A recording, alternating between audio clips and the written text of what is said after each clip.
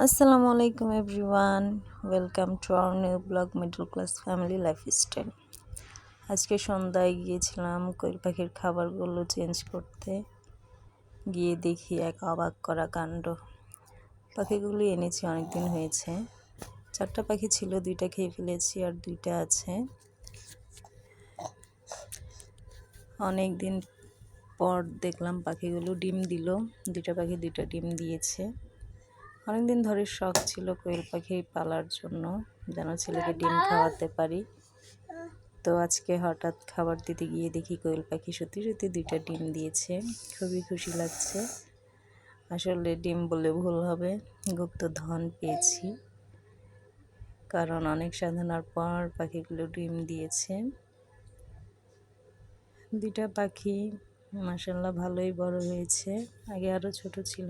এখানে আছে বাজিগার, ওদেরকে ঘাস দিয়ে রাখা হয়েছে খাওয়ার জন্য, খাবারের পাশাপাশি। এই হচ্ছে আমাদের কোয়েল পাখি।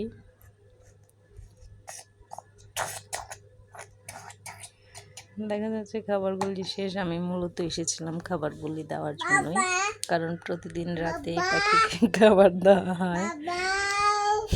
পাশে আমার ছেলে কথা বলছে, এদিকে আমি খাবারগুলো দিব। এই তো খাবারের